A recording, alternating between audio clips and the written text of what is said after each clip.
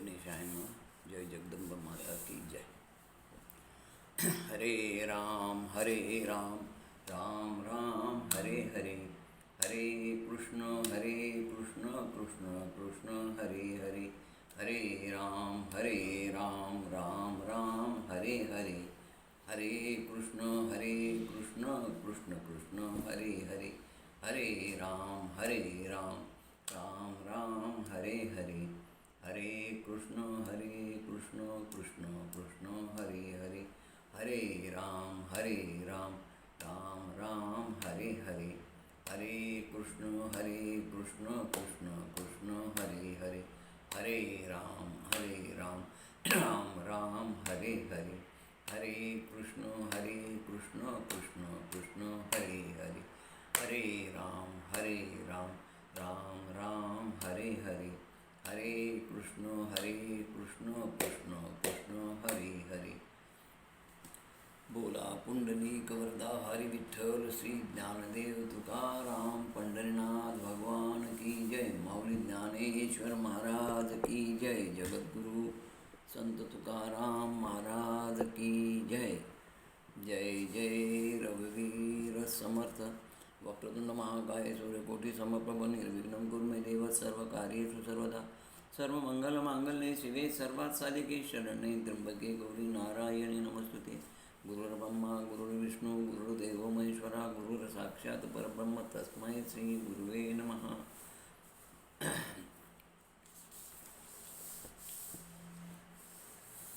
या देवी सर्वभूतेषु मातृरूपेण संस्थिता नमस्तस्यै नमो नमः।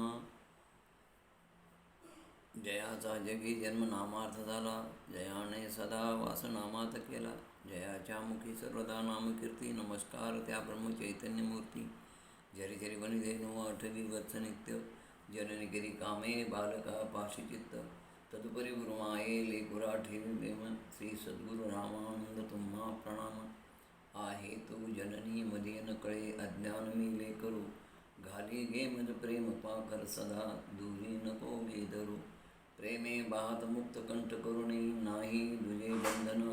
प्रल्हादा गुरुराज यानित तुम्हा, माझे असो वंदन। अनंत कोटी ब्रह्मांड नायक राजाधिराज सच्चिदानंद सद्गुरु श्री ब्रह्म चैतन्य रामानंद प्रल्हाद महाराज की जय। जय जय रघुवीर समर्थ।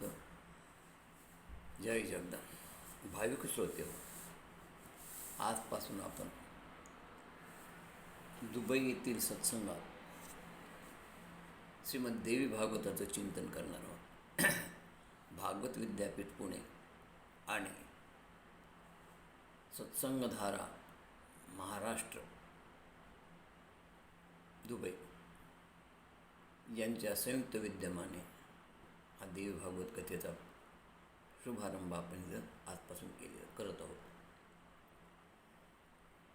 महान अशा देवी भागवत पुराणाचं आपल्याला चिंतन इथं करायला संधी मिळाली। खरं म्हणजे हा देवी भागवत ग्रंथ हा अत्यंत रहस्यमय आणि फार जुनं पुराण आहे, महासागर आहे। भरपूर ज्ञान या ग्रंथामध्ये दिलेले आहे। म्हणून देवी भागवत पुराण महासागर, माझी मती असे अल्पसार। माते ठेवूनी मस्तकी कर, कृपा करी मज आशीर्वचन द्यावे। भागवत पुराण महासागर, माझी मती असे अल्पसार। माते ठेवूनी मस्तकी कर, मज आशीर्वचन द्यावे। तुझे हे गुह्य चरित्र पावन, जे अत्यंत गूढ रहस्यपूर्ण, करतो मी येथे कथन, कृपा करी मजवरी। जयांचे केल्या स्मरण, होय सकळ विद्येचे अधिकरण। तेच वंदू श्रीचरण श्री सद्गुरूंचे, तयासी नमस्कारून आता। गुरुकृपेनं, जगदंबेच्या कृपेनं, श्री रामरायाच्या श्रीकृष्ण भगवंताच्या कृपेनं या ठिकाणी आपण या देवी भागवताला प्रारंभ करतो। श्री गणेशाय नमः, श्री सरस्वती नमः, श्री गुरुभ्यो नमः, श्री अंबा माता की जय। सर्व देवादिकांना नमस्कारून, माझ्या समोर बसलेल्या सर्व श्रोत्यांच्या हृदयास अंबेस नमस्कार करून व्यवस्थित प्रारंभ करूया. भाविक श्रोते हो, भारतीय प्राचीन वाङ्मय फार अपार आहे. आपण जर भारतीय प्राचीन वाङ्मयाचा विचार केला आणि सर्व वाङ्मयाचं श्रवण करावं असं मनात आणलं तर शक्य नाही. त्याचं वाचनही शक्य नाही, त्याचं श्रवणही करणं शक्य नाही. कारण केवढं मोठं हे प्राचीन वाङ्मय आहे. वाङ्मयाचे प्रकारच किती प्रकारचे आणि तेवढं आयुष्य आम्हाला नाही. आणि असलं तरी या धकाधकीच्या जीवनामध्ये संपूर्ण आयुष्य आम्ही वाङ्मयात खर्च केलं तरी हे सगळे वाङ्मय आमच्याच्यानं श्रवण पठण किंवा मनन होणार नाही. कारण आमच्या या आयुष्यामध्ये 100 वर्षाच्या आयुष्यामध्ये काहीचा काळ आमचा बालपणात जातो, काहीचा काळ तरुणपणात जातो. आणि मग ज्यावेळेस आम्ही सेवानिवृत्तीनंतर नोकरीनंतर जेव्हा आम्ही एखादा विचार करतो, एखाद्या धर्मग्रंथाचं चिंतन करावं, वाचन करावं, तर त्या उर्वरित आयुष्यामध्ये ते वाचन पूर्ण करेल किंवा एखादा ग्रंथ देखील वाचेल की नाही अशी शंका असते. कारण काय की आमचं बालपण हे असं खेळण्यात जातं, तरुणपण हे उमेद असते नोकरीची वगैरे वगैरे, अहमपणाचा गर्व असतो, त्याच्यामध्ये ते मस्तीत तारून जातं. आणि रिटायरमेंटनंतर जेव्हा वानप्रस्थाश्रम सुरू असतो त्या वानप्रस्थाश्रममध्ये मग आमच्या मागे हे सगळ्या शारीरिक व्याधी लागतात, हे शारीरिक भोग सुरू होतात. मग अशा व्याधी सुरू झाल्यानंतर आम्हाला काही जास्त काय एका ठिकाणी मांडी घालून बसता येणार नाही, खुर्चीवर बसता येणार नाही, आसनावर बसता येणार नाही, डोळे त्रास देतात, देहाचे सगळे एक एक शरीराचे सगळे अवयव गलितगात्र होत असतात. आणि मग अशा काळामध्ये कधीही हे सगळं एवढं वाङ्मय एवढा साठा आम्ही वाचला. सुरुवातीपासून जरी एखाद्याचा ब्रह्मज्ञानी असला, ज्ञानी असला आणि त्यानं प्रथम म्हणजे बालपणापासून जरी अध्ययन करायला सुरुवात केली तरी प्रचंड वाङ्मय आमचं. ज्या वाङ्मयांमध्ये श्रुती, स्मृती, इतिहास, पुराणं, उपपुराणं, 6 शास्त्र, 4 वेद, काव्ये, नाटक, कादंबरी, ज्योतिषशास्त्र, वैद्यशास्त्र, अर्थशास्त्र, स्थापत्यशास्त्र असे या वाङ्मयाचे वेगवेगळे प्रकार आहेत. यातल्या नुसत्या पुराणांचा आम्ही अभ्यास करू म्हटलं तर एका जन्मात शक्य नाही. कारण 18 पुराण आहेत, 18 उपपुराण आहेत.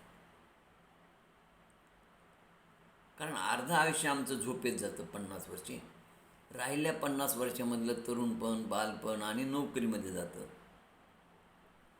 नोकरीच्या काळात 8-8, 9-9 तास नोकरी आणि नोकरीसाठी जायला आणि यायला 4-4, 8-8 तास इतकं दूर अंतरावर आपण राहतो. आयुष्याची सगळी वेळ त्या नोकरीमध्ये जाते, सगळी वाट लागते. आणि सवय या इंद्रियाला त्यांना अभ्यासाची, चिंतनाची नसल्यामुळं काय होतं की सध्या अध्ययन करणार, अभ्यास करणार वर्ग फार समाजात कमी झालेला आहे, दुर्मिळ आहे, कोणाला आवडत त्याची राहिली नाही. आणि मग अशा आवड नसलेल्या परिस्थितीमध्ये या कलियुगामध्ये कधी तुम्ही पूर्ण पुराण वाचणार? शक्य नाही. कारण सूत महर्षींनी म्हटलेलं आहे पुराणामध्येच, तर कलियुगामध्ये लोक अनेक प्रकारच्या संकटांनी, आजारांनी, व्याधींनी ग्रस्त असतील. म्हणून त्यांना सर्व धर्मग्रंथाचं अध्ययन शक्य नाही. म्हणून माझं म्हणणं आहे देवी भागवताचं तरी अध्ययन होणं आवश्यक आहे. ज्यांची कुलस्वामिनी, कुलदेवता देवी असेल त्यांनी जरूर देवी भागवत वाचावं, देवी भागवताचे पारायण करावं. एखाद्या ज्ञानी माणसाच्या हातून त्या देवी भागवताचं आपल्या घरी कथन करावं, पारायण करावं. कारण देवी भागवतासारखा सर्वांग सुंदर ग्रंथ भारतीय वाङ्मयात सापडणं शक्य नाही असं म्हटलं तर वावगं होणार नाही. हे देवी महात्म्य, जे देवी भागवत हा ग्रंथ जो आहे हा श्रीहरीचे अवतार असणाऱ्या वेदव्यासांनी रचला आहे. त्याची संख्या 18,000 श्लोक आहे. त्याची विभागणी 12 स्कंदात झालेली आहे. या 12 स्कंदाचे म्हणून 318 अध्याय आहेत. वेदांतातील, श्रुतीतील तत्त्वज्ञान सर्वांना ज्ञात व्हावं, सर्वांना माहिती व्हावी, सर्वांना त्याची माहिती मिळावी याकरता सोप्या शब्दामध्ये रूपकाच्या आधारे आणि अनेक प्राचीन कथांचा संदर्भ देऊन वेदांताचं सर्व तत्त्वज्ञान सोप्या भाषेमध्ये या व्यासांनी या ठिकाणी मांडलेलं आहे. आदिशक्ती आदिमाता परांबिकेनं एक अर्धा श्लोक विष्णू भगवंताला सांगितला होता. विष्णू भगवंताकडून ब्रह्मदेवाला, ब्रह्मदेवाकडून नारदाला, नारद महर्षीकडून व्यासांना तो अर्धा श्लोक कळाला आणि त्या अर्धा श्लोकावरती हे पूर्ण भागवत व्यासांनी केले. आपल्याला हेही माहिती आहे की विष्णू परमात्माने ब्रह्मदेवाला 4 श्लोक सांगितले होते, स्वतःचं स्वरूप. आणि मग ब्रह्मदेवाने तेच 4 श्लोक नारदाला सांगितले, नारदाने तेच 4 श्लोक व्यासांना सांगितले आणि त्या 4 श्लोकावरती व्यासांनी भागवत लिहिलं. इथे आदिमायादिशक्तीनं अर्ध्या श्लोकात स्वतःचं स्वरूप सांगितलं. तिनं सांगितलं, सर्व खल्विदम मेवाह नान्यदस्ती सनातनम. या सर्व श्रेष्ठामध्ये, या जगतामध्ये, या सृष्टीमध्ये सर्वात आधी मी आहे आणि माझ्याशिवाय काहीच नाही. संपलं. असा हा श्लोक सांगितला. विष्णू नारायणाला हा श्लोक सांगितला होता. विष्णू नारायणाने ब्रह्मदेवाला, ब्रह्मदेवाने तोच नारदाला, नारदाकडनं मग ते देवीचं महात्म्य समजलं आणि मग नारदाने ते सारं तत्त्वज्ञान वेदव्यासानं सांगितलं. मग वेदव्यासांनी त्याच्यावरती विस्तार करून हा 18 श्लोकाचा ग्रंथ तयार केला. हा ग्रंथ स्वतः त्यांनी जन्मेजयाला सांगितला आणि याला हेच देवी भागवत. आता इथं एक वैशिष्ट्य या ग्रंथाचं, व्यासाने 18 पुराणे लिहिले, उपपुराणे लिहिले. पण या 18 पुराणामध्ये आणि उपपुराणामध्ये केवळ व्यासाने देवी भागवत हेच पुराण सांगितले. बाकीचे इतर पुराण त्यांनी कुणाला सांगितले नाही, शिकवले. भागवत शुकाचार्याने सांगितलं, सूत महर्षीने सांगितलं. अन्य ग्रंथ सूत महर्षीने शिकवले, त्यांनी सगळे ग्रंथ सांगितले, इतर ग्रंथ सगळ्यांनी सांगितले. पण भागवत, देवी भागवत फक्त व्यासांनी सांगितलं, इतर ग्रंथ व्यासांनी सांगितले नाहीत. हे या ग्रंथाचं वैशिष्ट्य आहे. शिकवले दुसऱ्यांना. आणि स्वतः जेव्हा हे त्यांनी कोणाला सांगितलं तर जन्मेजय राजाला. जन्मेजय कोण आहे? जन्मेजय हा परीक्षिताचा पुत्र आहे. परीक्षिताला शुकाचार्याने भागवत सांगितलं. म्हणजे व्यासांच्या पुत्रांनी जन्मेजयाच्या वडिलांना भागवत सांगितलं, तर व्यासाने जन्मेजयाला देवी भागवत सांगितलं. आणि हे देवी भागवत सूत महर्षी म्हणतात, मी ऐकलं. सूत महर्षीने अनेक पुराणं व्यासाकडनं शिकलेली आणि हे ऐकल्यानंतर हे सूत महर्षीने हे देवी भागवत नैमिषारण्यामध्ये 88,000 मुनींना सांगितलं. आदिशक्तीच्या कृपेने आपण त्या जगदंबेचं स्मरण, चिंतन आणि तिच्या अद्भुत कथाचं इथे 9 दिवसामध्ये श्रवण करणार आहोत. इतर कथा आणि ज्ञानयज्ञ, इतर अनुष्ठानं, कीर्तनं, प्रवचनं या सर्वांना एकत्र करून त्याची जर आपण तुलना केली तर या जगदंबेच्या कथेशी जर तुलना केली तर देवी भागवताला तोडच नाही. जगातलं सर्वात श्रेष्ठ उत्तम असं जे वाङ्मय आहे ते देवी भागवत. गूढ आहे, रहस्यमय आहे. यातल्या कथा अत्यंत जुन्या असून पुराण काळ फार जुन्या काळातल्या, अति प्राचीन काळातल्या. म्हणून सर्वश्रेष्ठ असा अद्भुत हा देवी भागवत पुराण आहे. हे 9 दिवसाचं जागरण आहे बघा. 9 दिवसाचा सप्ताह म्हणजे याला नवरात्र पण म्हणतात. 9 दिवसाचं जागरण आहे. येथे भगवतीच्या अंतर्मनातील सुप्त शक्तींना जाग केलं जातं आणि त्याला तिचं जागरण म्हणतात. बरं, ही सुप्त शक्ती कुठं राहते? चराचर सृष्टीमध्ये ती आहे. तिने असं ठिकाणच नाही. आणि सगळ्या सोबत ती दुसरीकडे पाहण्यापेक्षा तुमच्या हृदयात पहा. ती सुप्त शक्ती, आदिमायादिशक्ती तुमच्या हृदयामध्येच विराजमान आहे आत्मारूपाने. मग या आंतरशक्तीला, या सुप्त शक्तीला, तुमच्या हृदयातल्या शक्तीला कोणी याच शक्तीला ब्रह्मविद्या म्हणतं, कोणी याच शक्तीला कुंडलिनी शक्ती म्हणतं, कुणी या तुमच्या हृदयातल्या सुप्त शक्तीला चैतन्य शक्ती म्हणतं. ही शक्ती तुमच्या आमच्या अंतरंगात आहे, तिच्यामुळं आम्हाला जीव पण आलेला आहे. लक्षात ठेवा, ती शक्ती नसेल तर तुम्हाला जीव पण नाही आहे. मग आपल्या अंतरंगात असलेल्या आत्मारूपानं ही आपल्या अंतःकरणात वास्तव्य करते. अशा या चैतन्य शक्तीची आपल्याला या 9 दिवसात ओळख करून घ्यायची आहे, तिला जागं करायचं आहे. आणि म्हणून हे 9 दिवसाचा सप्ताह म्हणजे 9 दिवसाचं जागरण आहे. या 9 दिवसाच्या कथेतून आपल्याला भगवतीच्या स्वरूपाचं, तिच्या रूपाचं, तिच्या शक्तीची ओळख करून घ्यायची आहे. तिची साधना कशी करावी हे शिकायचं आहे. आता तिची साधना 3 स्तरावर सध्या समाजामध्ये केल्या जाते, जगात केल्या जाते. वैयक्तिक स्वरूपामध्ये आम्ही जगदंबेचं, ज्यांच्या घरी तिचं कुलदैवत आहे, कुलस्वामी नाही, तिचं तिचे वैयक्तिक स्वरूपामध्ये तिची पूजा अर्चा केली जाते. तिथं सामाजिक स्वरूप पण आहे. समाजामध्ये मोठ्या प्रमाणामध्ये नवरात्रामध्ये तिचा उत्सव केला जातो, सार्वजनिक उत्सव. आणि केवळ सार्वजनिक उत्सव एक समाज करत नाहीत, अशा अनेक समाजात विश्वात तिचा उत्सव केला जातो. म्हणून तिचं वैश्विक स्वरूप पण आहे. जगदंबेचा वैयक्तिक स्वरूपात तुम्ही दररोज तुमच्या घरी तिचं नामस्मरण करता, कुलधर्म कुलाचार करता, हे झालं वैयक्तिक स्वरूप. पण या जगदंबेचे वर्षातून 4 नवरात्र उत्सव होतात बघा. आणि 4ही नवरात्र उत्सव समाजामध्ये मोठ्या प्रमाणात साजरे केले जातात. आपल्याकडे आश्विन महिन्यामध्ये हे नवरात्र केलं जातं, पण जगामध्ये 4 वेळेस हे नवरात्र केलं जातं सगळ्या भारतात.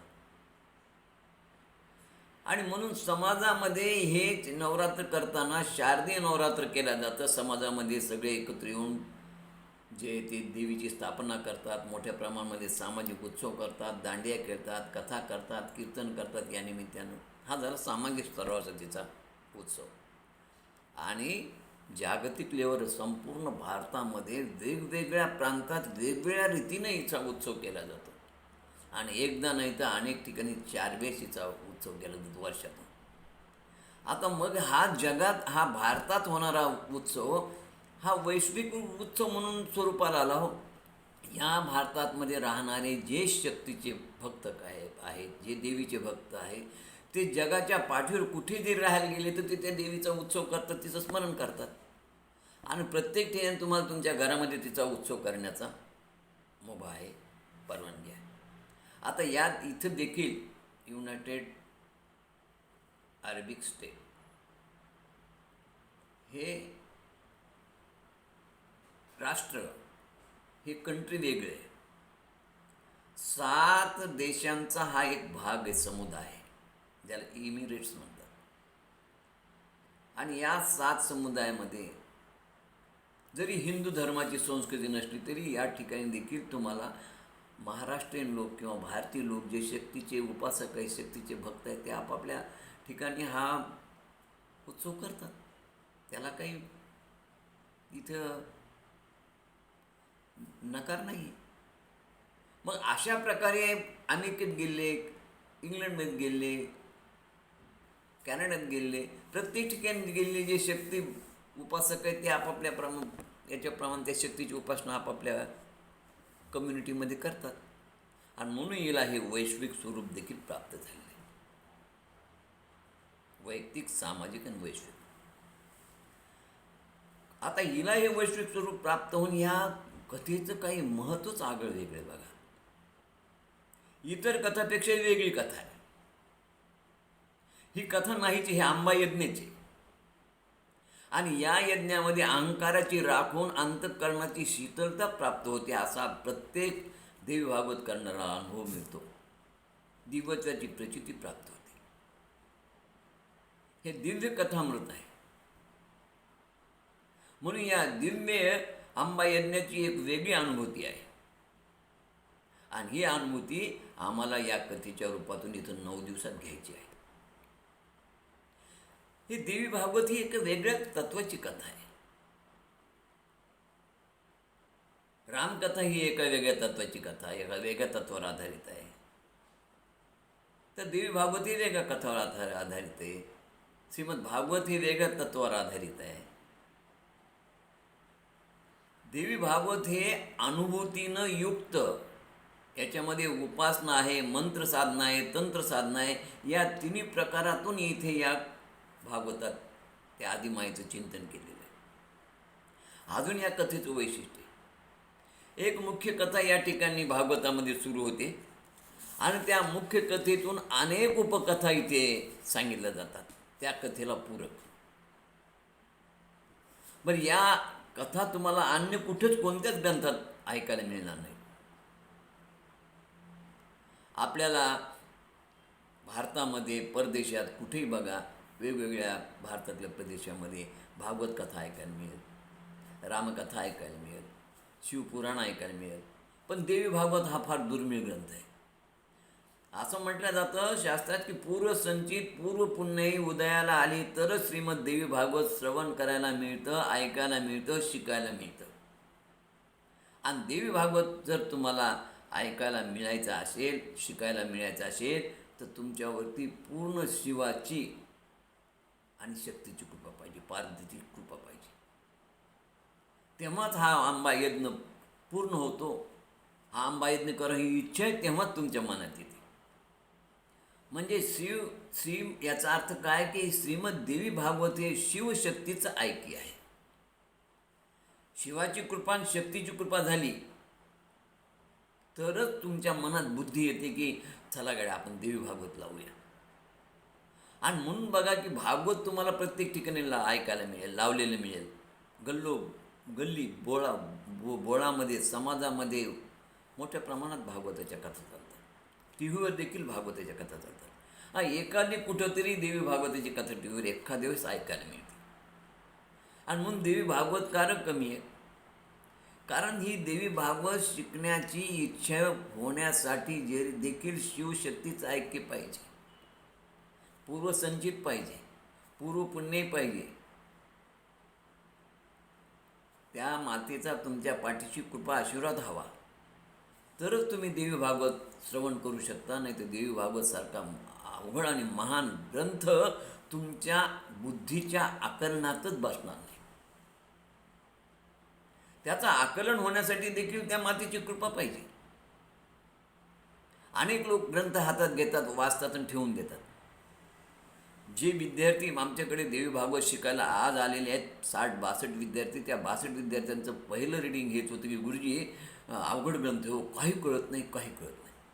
आणि जेव्हा पहिला भाग, दुसरा भाग, तिसरा भाग, आज 4 महिन्याच्या कालावधीनंतर त्यांचं जर आम्ही विचारलं की काय म्हणतं देवी भागवत, सोपं आहे की नाही, की सांगतात नाही नाही गुरुजी खूपच सोपं आहे. आधी हे सांगणाऱ्याला आकलन होण्यासाठी तिची कृपा पाहिजे. आणि तुम्हाला ते शिकायची जर तुमच्या मनाची इच्छा असेल तर तुम्हाला बुद्धी होते आणि तिची कृपा झाली की तुम्हाला त्या कथेचं आकलन होतं. अशी ही शिवशक्ती यांच्या ऐक्य आहे, त्याचा खेळ हा.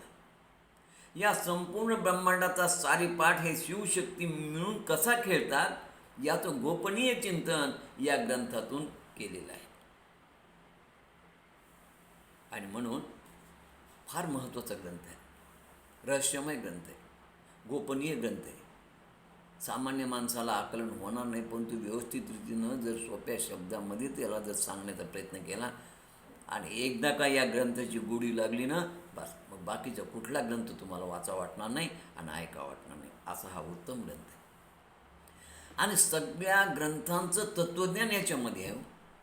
यात तुम्हाला व्यासांचं सविस्तर चरित्र येईल, याच्यामध्ये पांडव कथा येईल, याच्यामध्ये रामकथा येईल, याच्यामध्ये भागवत कथा येईल, याच्यामध्ये जे भगवंतानं भूतलावर अवतार घेतो त्या 10 अवताराची कथा येईल.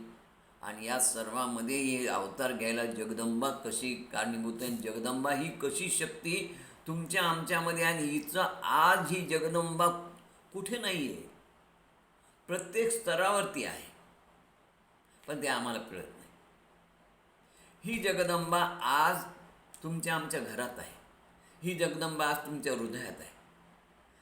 तुम्हाला कोण चालवतं आहे, तुम्हाला कोण बोलवतं आहे, तुमच्या मुखातून कोण बोलून घेतं, कोण बोलवतं तुम्हाला, तुमचा बोलवीचा धनी कोण आहे, तुमचा चालवीचा धनी कोण आहे, तुम्हाला ऐकायला, श्रवण करायला कसं येतं? अहो, हे सगळी तिची कृपा आणि तिची शक्ती आहे. तिची जर शक्ती जर या इंद्रियातून नष्ट झाली, नाहीची झाली, तर तुम्हाला ऐकायला येणार नाही, डोळ्यांना दिसणार नाही, चालता येणार नाही, बोलता येणार नाही. तिची कृपा असल्यामुळे मी चालतो, बोलतो, ही सगळी तिची शक्ती. आणि ती नाही कुठे नाही. अहो, ती तुमच्या घरात आहे. नातीच्या रूपात ती कुमारिका रूपानं तुमच्या घरात राहते. सुनेच्या रूपात ती लक्ष्मी रूपानं तुमच्या घरात राहते. पत्नीच्या रूपात ती आदिमायाच्या रूपाने, जगज्जनीच्या रूपाने ती तुमच्या घरात राहते. ती नाही असं ठिकाणच नाही. फक्त त्या जगदंबेची कथा ऐकल्यानंतर तिकडे पाहण्याचा तसा तुमचा दृष्टिकोन झाला पाहिजे. जीवनविषयक दृष्टिकोनातून ह्या कथेचं चिंतन व्हायला पाहिजे. तेव्हा हे श्रीमद भागवत करतं. अत्यंत गहन, उत्तम आणि रहस्यमय ग्रंथ आहे. जीवनाचं सगळं तत्त्वज्ञान सांगणारा ग्रंथ आहे. जीवनाचं कल्याण करणारा ग्रंथ आहे. बरं, या देवीचं वैशिष्ट्य मुक्ती भुक्ती दोन्ही देणारी देवी. बाकी अन्य देव तुम्हाला फक्त मुक्ती देतील, भोग देणार नाही, पण ही दोन्ही देते. तुमचा योगक्षम चालवते. तुमच्या संसाराचा गाडा ओढण्याची मदत करते. संसारात तुम्हाला दुःख आलं असेल तिथून तुमचं दुःख नाहीचं करून तुम्हाला भगवंताच्या, भगवतीच्या स्मरणाकडे लावते, परमार्थाकडे लावते. आणि म्हणून ही देवी सांगते की जेव्हा नव्हते काही साचार, तेव्हा फक्त माझाच दिव्य संचार. या ब्रह्मांडाचा मूळ आधार मीच आहे. अहो, या भूतलावर जेव्हा काहीच नव्हतं, तेव्हा फक्त माझाच दिव्य संचार होता. आणि या ब्रह्मांडाचा मूळ आधार मीच आहे. ओम सर्व चैतन्य रूपा, ओम ताम आद्याम, ओम विद्यामच धीमहि बुद्धियानः प्रचोदयात. हे भगवतीचं स्वरूप आहे. जे चैतन्य रूप आहे, जिला आदी नाही, अंत नाही, जी ब्रह्मविद्या स्वरूपिणी आहे, ती चैतन्य रूप असून जगतात प्रथम तिचा दिव्य संचार झाला आहे. आणि तीच या ब्रह्मांडाचा मूळ आधार असून तीच बुद्धिदाता आहे. आम्हाला सद्बुद्धी तीच देते. तिला आदी नाही, अंत्य नाही, मध्य नाही, ती त्रिकाला बाधित सत्य आहे. या सगळ्या अध्यात्मामध्ये काळ ही फार महत्त्वाची बाब आहे. आपण ज्यावेळेस भागवत याचं महाभारताचं सिरियल टी व्हीवर पाहिलं असेल, पूर्वी फार गाजले, तर त्यावेळेस सिरियलच्या प्रथम अगोदर काळ दाखवायचे, ये काल है, आणि त्या काळाचा महिमा 2 श्लोकात सांगायचे. हे सगळं काळाचंच रहस्य हो. या काळाचं परिमाण जे येते, आपण सेकंद, मिनिट, तास, दिवस, आठवडा, 15 महिना असं गिनती करतो. याचं संस्कृतमध्ये देखील गणना केली जाते. तर या काळाचं जे युग आहे, या 4 युगाचे, या संपूर्ण या काळाचे 4 युग पाडले बघा शास्त्रानं. सत्ययुग, त्रेतायुग, द्वापरयुग आणि कलियुग असे 4 युग आहेत. आता आपण कलियुगापासून जाऊ. सध्या कलियुग चालू आहे. कलियुग 4,32,000 वर्षाचं आहे. त्याच्यापैकी 6,000-6,500 वर्ष झालेत, बाकीचं बाकी चालू आहे. द्वापारयुग याच्या कलियुगाच्या दुप्पट 8,32,000 वर्षाचं द्वापारयुग संपलेलं आहे.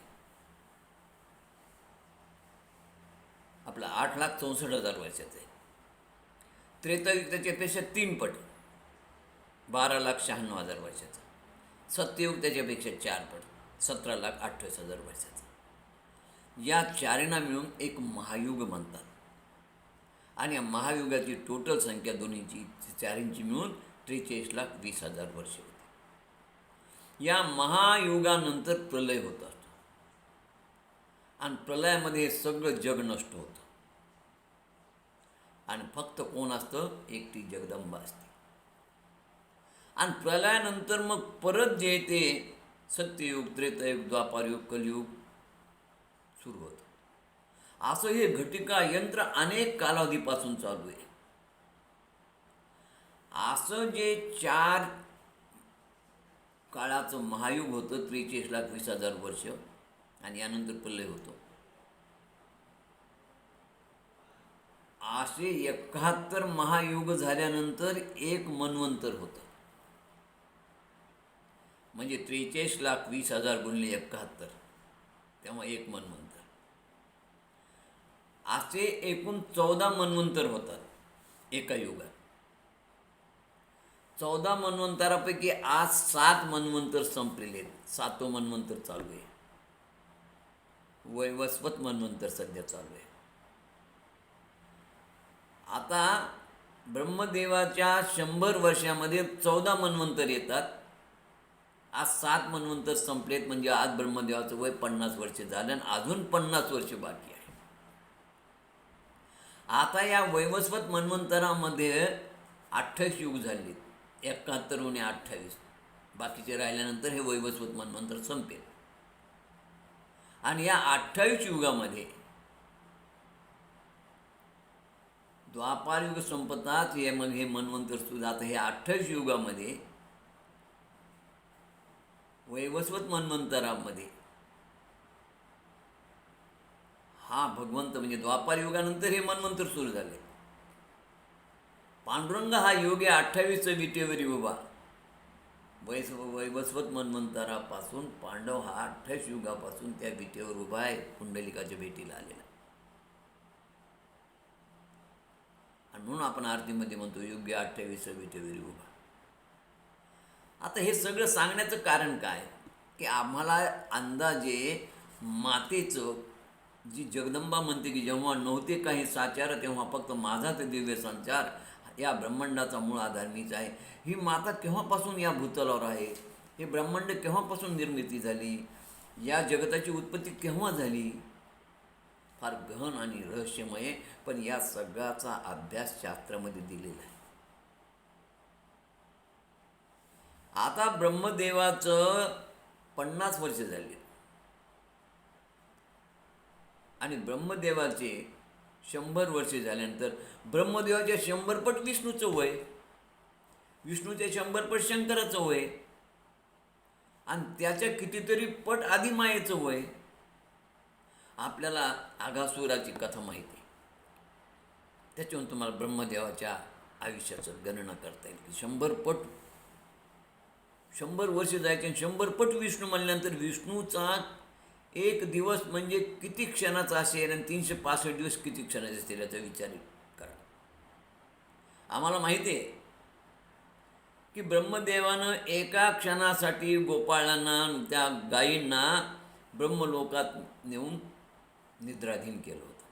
किती? एक क्षणापुरतं. पण त्या एका क्षणामध्ये भूतलावर काय चालू आहे पाहण्यासाठी ब्रह्मदेव आले. तर तेव्हा त्यांच्या लक्षात आलं की तशाच गायी तसेच गोपाळ या भगवंतानं उत्पन्न केले. म्हणजे हा ब्रह्मांडाचा आहे परमात्मा परमेश्वर आहे, माझ्यापेक्षा मोठा आहे आणि हाच विष्णू भगवंत आहे. क्षमा मागितली आणि ते मुलं खाली आणून सोडले, गायी खाली आणून सोडल्या. एक क्षण झाला ब्रह्मदेवाचा, पण इथं 365 वर्ष झाली भूतलावर. आणि म्हणून यातून तुम्हाला काळाचा महिमा कळेल की काय त्या जगदंबेचं आयुष्य. अहो जिचं उत्पत्ती स्थिती लय हे किंवा केव्हा उत्पन्न झाली हे ती कोण 4 वेद 6 शास्त्र पुराण जिची महत्ती सांगू शकत नाही, तिचा अंत ना पार, आम्ही तिथं काय सांगणार. काय आपल्याला कळेल, काय तिचं ऐश्वर्य, काय तिचं अस्तित्व, केव्हापासून ती या भूतलावर आहे. आम्ही जे तिचं स्तवन करतो, आरती करतो, त्या प्रत्येक मंत्रामध्ये तिचं महत्त्व दिले, पण आमच्या कधी कधी लक्षात येत नाही बघा. रोज आम्ही आरती करतो, दुर्गे दुर्गट भारी तुझविण संसारी, अनाथ नाथे आंबे करुणा विस्तारी. हा दुर्गट भारी असणारा संसार तुझ्याशिवाय आम्ही पार करू शकत नाही. याच आरतीमध्ये पुढे जे वर्णन आलेलं आहे, त्रिभुवनी भुवनी पाहता तुझा आयशे नाही. अरे त्रिभुवनामध्ये म्हणजे भूतल पाताळ स्वर्गात पाहिलं तरी तुझ्यासारखी कोणी नाही. 4 श्रमले, 4 म्हणजे 4 वेद तुझं वर्णन करता करता संपले, त्यांना काही बोलता येईना. 6 विवाद म्हणजे 6 शास्त्र विवाद करता करता प्रवाहात वाहून गेले. परंतु या 4 वेदाला 6 शास्त्राला तुझं काही तुझ्याबद्दल एक शब्द सांगताना आला, बोलताना आला. की तू केव्हापासून या भूतलावर आहे, तुझं स्वरूप काय, अजिबात त्यांना सांगता आलेलं नाही. ते तू भक्ता लागी पावशी लावला आहे. संपूर्ण त्रिभुवनात तुझ्यासारखं कुणीच नाही. तुझं वर्णन करताना 4 वेद श्रमले, 6 शास्त्रांनी वाद केला, तरी त्यांना तुझा अंत लागला नाही. तुझं स्वरूप, तुझी उत्पत्ती काळालाही कोणालाच कळली नाही. अशी तू मात्र भक्तांना सत्वर वेगानं पावतेस. आता गंमत अशी बघा, 4 वेद 6 शास्त्र हे सगळं सांगतात, पण या भगवतीचं तत्त्वज्ञान, भगवतीचं स्वरूप, भगवतीचं महात्म्य मात्र या पुराणात सांगितलेलं आहे. आणि म्हणून हे पुराण सर्वात श्रेष्ठ आणि सर्वात महत्त्वाचं आहे. ज्या भगवती मातेचं स्वरूप, तिची उपासना, तिची आराधना, हे 4 वेद 6 शास्त्रामध्ये वर्णन नाही, पण ते वर्णन या देवी भागवताला आलेलं असल्यामुळं या देवी भागवताला गोपनीय पुराण, रहस्यमय पुराण म्हणतात. आदिमायेचं सगळं रहस्य याच्यामध्ये सांगितलेलं आहे. आणि म्हणून हे पुराण फार महत्त्वाचं आहे. सगळ्या ग्रंथामध्ये सर्वात श्रेष्ठ पुराण आहे, की जे आदिमाया आदिशक्तीच्या कथाही ह्या कुठं तुम्हाला ऐकायला मिळणार नाही, आणि तिचं स्वरूपही कुठं तुम्हाला ऐकायला मिळणार नाही. ते स्वरूप या ठिकाणी 4थ्या स्कंदामध्ये, 3ऱ्या स्कंदामध्ये उत्तम रीतीनं वर्णन केले सगळं. आणि तो स्कंदही आपण बघणार आहोत. संपूर्ण देवी भागवताचा आज चिंतन करायचं, अभ्यास करायचं म्हणलं, सगळं देवी भागवतच आपण पाहणार आहोत. तर अशी ही आदिमाया आदिशक्ती, तिची उत्पत्ती, तिचा काळ कोणी सांगू शकत नाही. आणि म्हणून या आदिमाया आदिशक्तीचं चिंतन इथं देवी भागवतामध्ये उत्तम रीतीने केलं बा. आपल्याला साधारणतः ब्रह्मदेवाच्या आयुष्यावरून सगळ्या ढोबळमानानं या सगळ्या गोष्टीचं ज्ञान होऊ शकतं. आणि याच्यासाठी काय माहिती आहे का, ह्या सृष्टीची उत्पत्ती कशी झाली याचा विचार शास्त्रज्ञ पण करत आहेत. आमचं पुराण एवढं जुनं आणि एवढं पुढे गेलेलं आहे, आमच्या वेदांचं तत्त्वज्ञान, आणि सत्य येते. आता त्याचा उलगडा या विज्ञानात हळूहळू सुरू झाला. आता त्यांनी परवा जेव्हा या पृथ्वीच्या पोटामध्ये सृष्टीची उत्पत्ती कशी झाली याचं चिंतन करत असताना स्फोट केल्यानंतर मग त्यांना गॉड पार्टिकल मिळाला. जुलै 2012मधल्या सगळ्या वर्तमानपत्रामध्ये ही बातमी आहे की सृष्टीची उत्पत्ती कशी झाली, किती काळापासून झाली, याचा शास्त्रज्ञ आज अभ्यास करत आहे. आणि जगातले 200 जगातले शास्त्रज्ञ हा अभ्यास करत आहेत. आता हळूहळू त्याचा सगळा उलगडा होईल. म्हणून देवी सांगते, जेव्हा नव्हते काही साचार, तेव्हा फक्त माझाच दिव्य संचार, या ब्रह्मांडाचा मूळ आधार मीच आहे. म्हणजे मी सर्व चैतन्य रूपा, ताम अद्याम ओम विद्यामच धीमही बुद्धियान प्रचोदा, अशी माझी स्थिती आहे. थोडक्यात ही जगदंबा सच्चिदानंद स्वरूप आहे. आणि सच्चिदानंद स्वरूप असल्यामुळे एक लक्षात घ्या की श्रीमद भागवतामध्ये आपण पाहिलं 22 प्रकारचे अवतार सांगितलेले. त्यातल्या अवताराचं दर्शन होत नाही, पण अनुभूती मिळते. म्हणजे अवतार नाहीत असं नाही, अनुभूती प्राप्त होते. फक्त आता रामाने, कृष्णाने सगुण अवतार, हे मनुष्य अवतार पूर्ण रूपात घेऊन जगतामध्ये ते आले, त्यांनी कार्य केलं. पण या सर्व अवताराचं वैशिष्ट्य हे आहे की जगदंबा मात्र ताम आद्याम, ती आताही आहे, ती भूतलावर आताही प्रकट होऊ शकते. आता एक पहा, ती सर्व चैतन्य रूपा असून ताम आद्याम. आता मला एक कळत नाही, म्हणजे ती चैतन्य रूपा सगळीकडे आहे, तीच तुम्हाला बुद्धी देते. आज आहे, जरा बारकाईने जरा या शब्दाचा विचार करा. आज आहे, कुठे आहे? अहो, ती कुठे नाही आहे. या श्लोकातून ती भगवती सांगते की मी चराचर सृष्टीत, मी तुमच्या अंतःकरणात, तुमच्या हृदयात आजही आहे. पण तुम्ही त्या दृष्टीने तिचं 9 दिवसात जागरण करा आणि बघा तिच्या दिव्यत्वाची प्रचिती येते की नाही. ती तुमच्या शेजारी पाजारी आहे, स्त्री रूपात ती या ठिकाणी प्रकट झालेली आहे. ती कधी पुरुष रूपात प्रकट होती, कधी स्त्री रूपात प्रकट होती. शिवछत्रपती महाराज, शिवशंभोचा अवतार, आदिमाया आदिशक्ती तुळजाभवानी प्रसन्न होती.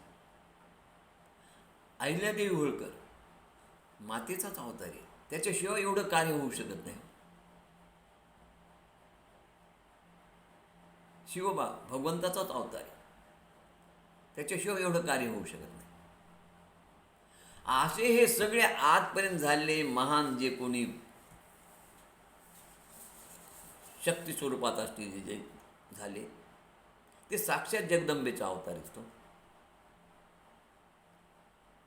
झाशीची राणी, शिवाजी महाराज, त्यानंतर तुमची अहिल्याबाई होळकर, हे सगळे आदिमाय आदिशक्तीचे परमेश्वराचेच अंश अवतार आहेत. आणि आजही ती सगळीकडे शक्तिरूपात कार्य करते. आपल्या घरामध्ये ती कुमारिकाच्या स्वरूप आहे, लक्ष्मीच्या स्वरूप आहे, सरस्वतीच्या स्वरूप आहे, कालीच्या स्वरूपात आहे. हे सगळे स्वरूप तुमच्या घरात जर तुम्ही जर बारकन लक्ष दिलं तर पाहायला मिळते. तुमच्या घरातल्या या छोट्या छोट्या बालिका कुमारिका स्वरूपात जगदंबा आहे. तुमच्या घरात जर तुमची सून जर नोकरी करून घराला हातभार लावत असेल तर ती लक्ष्मी स्वरूपात आहे. तीच आपल्या मुलांना म्हणजे तुमच्या नातवंडांना संस्कार करते, शिकवते, तेव्हा ती सरस्वती रूप बनते. आणि तुमची पत्नी ही या सगळ्यांचा संसार सांभाळणारी जगन्माता आहे. म्हणून आपल्याच घरात हे सगळे रूप पाहायला मिळतात. म्हणून ती नाही असं कुठं नाही. म्हणून म्हणलंय सर्व चैतन्य रूपा, सर्व चैतन्याच्या रूपामध्ये 84 लाख योनीच्या रूपामध्ये मीच आहे. सर्व चैतन्य रूपा ताम आद्याम आणि आजही आहे. ओम विद्या मच धीमई, आणि मीच विद्या आणि बुद्धी तुम्हाला देते, त्याप्रमाणे तुम्ही वागता, सद्बुद्धी देते. म्हणजे देवी अनेक ठिकाणी आजही तिचं अस्तित्व आहे. आपण जेव्हा पाहतो की ती देवीनं आत कलियुगापर्यंत देखील, बघा तुम्ही गंमत सांगतो की या देवीने नवनाथाच्या कथेपर्यंत नवनाथाला शाबरी विद्या देऊन मदत केली. लाखासारख्या भक्ताला या आदिमाय आदिशक्तीनंच येऊन मदत केली आहे. त्याचा योगक्षम चालवला आहे. आता ह्या युगातल्या कथा आहेत ना. म्हणजे अनेक युगापासून जर तुम्ही पाहत गेला तर देवी प्रत्येक रूपात आहेच, शक्ती रूपात आहे. ती आजही आहे, कालही होती, उद्याही राहणार आहे. आम्ही म्हणतो रामाने रावण मारला, याचा अर्थ शक्तीनं रावण मारलाय. रामामध्ये जी आदिमाय आदिशक्ती होती त्या शक्तीमुळे रावण मारला गेला. लक्षात ठेवा. शक्तीशिवाय रावण काय कोणीच काही करू शकत नाही. तुम्ही आम्ही काही करू शकत नाही. लक्षात ठेवा. महाभारतामध्ये कृष्णाला गीता सांगितली हे आपल्या सर्वांना ज्ञात आहे. पण त्याच महाभारतामध्ये व्यासाने 35 श्लोकाचं दुर्गा स्तोत्र सांगून त्याचं चिंतन अर्जुनानं केलं आणि युद्धामध्ये अर्जुनाला यश प्राप्त झालं. त्या 35 दुर्गा श्लोकाचं काही कुठं वर्णन आलेलं नाही, ऐकिवात नाही, पाहण्यात नाही, पण शास्त्रात तसं वर्णन आहे. अशा या आदिमाय आदिशक्तीला कात्यायनी म्हणतात, महामाय म्हणतात, भुवनेश्वरी म्हणतात, संसार सागर म्हणतात. कात्यायनी महामाये भवानी भुवनेश्वरी, संसार सागरे मग्न ममम मा उद्धरे कृपा करे. हे देवी कात्यायनी महामाये भुवनेश्वरी, माझा उद्धार कर, माझ्यावर कृपा कर. आता कात्यायनी म्हणजे भ्रमण, कात्यायन म्हणजे भ्रमण करणारी, फिरणारी. याचा अर्थ काय की जी कात्यायनी, तिला का म्हटलं की ती ब्रह्मांडाला आपल्या भोवती फिरवते म्हणून ती कात्यायनी. महामाये का तर सर्व जगतात माया रूपानं ती राहते म्हणून महामाये. आणि भवानी, भवानी म्हणजे माता जगज्जननी, तुम्हा आम्हा सर्वांना जन्म देणारी. तुमच्या हृदयामध्ये 84 लाख योनीच्या हृदयात ती आत्मरूपानं राहणारी म्हणून ती भवानी. आणि भुवनेश्वरी म्हणजे संपूर्ण ब्रह्मांड तिचं भुवन आहे. ती या ब्रह्मांडाची नायिका आहे. एक नाही तर अनंत कोटी ब्रह्मांड ती निर्माण करते म्हणून तिला भुवनेश्वरी म्हटली. बघा, असे हे तिन्ही विशेषणं त्या मातेला दिलेत. आणि या मातेला विनंती केली आपण की माते आमचा तो उद्धार कर. बरं, ब्रह्मा विष्णू शिव आराध्य. अरे ब्रह्मा विष्णू शिव तिची आराधना करतात. प्रसिद्ध जगदंबे मम कृपा करी. हे माते, जे ब्रह्मा विष्णू शिव तुझी आराधना करतात, तू माझ्यावर कृपा कर. हे खरं आहे. हे पाय, याला प्रमाण असे बा, जेव्हा आपण नवरात्राची आरती करतो, त्या नवरात्रीच्या आरतीमध्येच वर्णन आलेले अश्विन शुद्ध पक्ष आंबा बैसे सिंहासनी हो, प्रतिपदे पासूनी घट स्थापना करूनी, मूळ मंत्र जप करूनी, भोवती रक्षक ठेवूनी. आणि पुढचं ऐका, ब्रह्मा विष्णू रुद्र आईचे पूजन करीती हो, उदो बोला अंबाबाई माऊलीचा. ब्रह्मा विष्णू रुद्रजीचं पूजन करतात, अशा आईचा तुमच्या अंतःकरणात जागर करा. आणि म्हणून उदो बोला. तर अशा रीतीने या जगदंबेचं महात्म्य आपल्याला या भागवतातून शिकायचं. म्हणून पहिले प्रथम दिवशी आपण त्या भागवताची प्रस्तावना, भागवतात काय देवी भागवतातून आम्हाला शिकायचं, हा ग्रंथ अन्य ग्रंथापेक्षा वेगळा कसा, याच्यावरच आपण पहिले दिवशी चिंतन करून उद्यापासून खऱ्या भागवताला आपलं प्रारंभ होईल. म्हणजे पहिला दिवस आपल्याला या चिंतनातच घालवायचा. त्याशिवाय जो पण बेस पक्का होत नाही, तो पण खरं कथा कळत नाही. सगळ्या कन्सेप्ट तुमच्या क्लिअर झाल्या पाहिजे कथेमागच्या, आणि म्हणून प्रस्तावना करायची असती आणि देवीचं महात्म्य सांगायचं असतं. खरं आता काय झालं माहिती का, आता हे सुरुवातच कथेची कुठून होती की नैमिषारण्यातील कथेपासून. मानवांचं कल्याण व्हावं यासाठी त्या नैमिषारण्यामध्ये जे ज्ञानसत्र चालू आहे,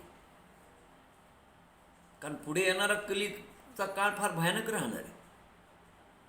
सूत महर्षी हे व्यासांचे शिष्य, त्यांना सगळ्या पुराणांचा अभ्यास आहे, आणि म्हणून हे ज्ञानसूत्र ठेवलं. आणि या ज्ञानसत्रामध्ये त्या ठिकाणी सूत शौनकादी ऋषी त्या नैमिषारण्यामध्ये हे मानवांचं कल्याण होण्यासाठी पुराण सूत सांगतात, आणि सगळे ऋषी 88,000 ऋषी ऐकतात. आता अनेक धर्मग्रंथ ऐकल्यानंतर त्यांचं समाधान झालं नाही, उपपुराणं झाले, कारण अनेक वर्षी तिथं ज्ञानसूत्र चाललं. त्यावेळेस मग हे ऋषी मुनी म्हणाले की आम्हाला अर्थवादाने भरलेलं अर्थपूर्ण पुराण असं सांगा की ज्यात वेदांताची तत्व रूपकृपान आणली आहे,